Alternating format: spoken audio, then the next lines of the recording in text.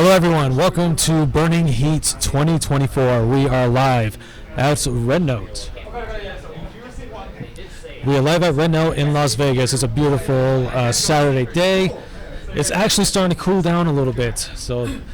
But Burning Heat, the heat's going to come in again to Las Vegas. We've got our first pool here, full of Vegas players actually. We got Shio, we got Sheeper, and we've got Kage. Unfortunately, we did have someone who did not show up, but it's all fine. We got to keep it rolling.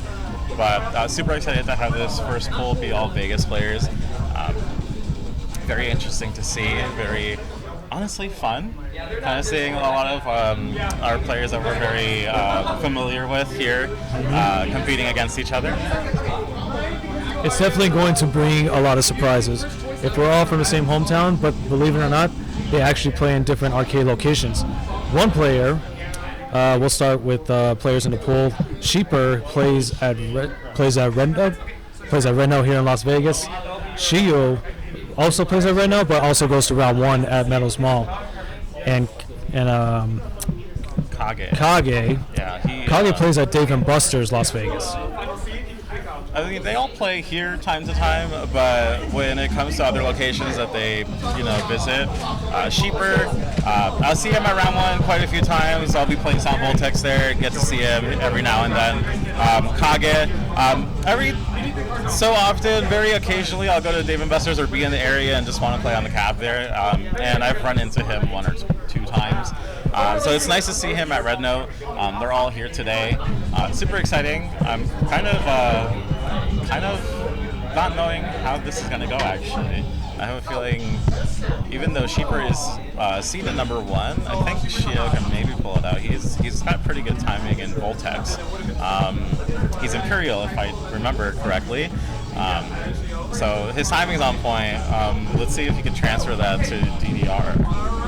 Interesting, because we all know the timing windows are different in every single game. They are. We know DDR cabs tend to run a little bit later than they should. These Red Note cabs that they're playing on today is it's a K cab, right? Yeah. So it does have a visual lag. Still the same game, but it's got that visual lag. Right. Not something a lot of people are used to with the newer cab types, but definitely something you kind of have to account for when you're playing. You're in a tournament setting, you have to adapt. That's all it is to it. Now, we're going to go over the basic gameplay rules. Every pool will have 4 players. And 4 players, each player will get to pick one song. Each player makes their one song pick, and they will also veto one song. A total of 10 songs come up on a card draw. So 4 songs are picked, 4 songs are vetoed. The 2 songs that are not vetoed or picked are the 5th and 6th song that they play. The pools will play 6 songs, and whatever place they come in, that's the amount of points that they will get. Whoever has the most points at the end of the pool advances to the next pool. In this case, it will be pool 2. First place will get 3 points, second place will get 2 points, third place will get 1 point, and fourth will get 0. But again, everyone has their own protects on these card draws, and we're going to see if they can use it to their advantage. And also the vetoes, if they don't like it, they do their best to move on to the next pool. A very, very interesting fact about Burning Heat, though. There are no pocket picks. No pocket picks. No pocket picks. So you got to be lucky a little, right? I mean, You we're in Las Vegas, right? You have to get lucky, and you got to have some pretty good chart knowledge. Yeah. No way to really dance around it. You kind of have to know a lot, make sure you veto what you don't or you're not so confident in. But if you're not up to, if you don't have that chart knowledge, you definitely could be in trouble if the other player picks it. Right. For example, you could have one player like a Love Shine, but then you'll have the next player pick Fascination Eternal Love Mix. You never know. Yeah. We don't know. So it really depends on the card draws and what the player feels most comfortable with. We don't know what's going to happen. That's what makes this tournament very exciting. And we are running 2 cabs at one time, so both cabs will be played. They're both going to play their songs at the same time. So how they're going to do this is pretty much like a BPL mode, but we don't have gold caps here.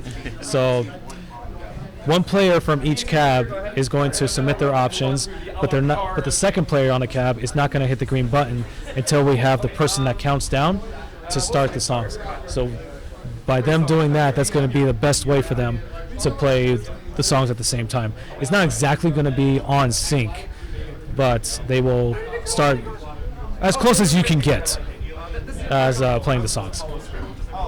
Who cares? How do you think of this format, Amir?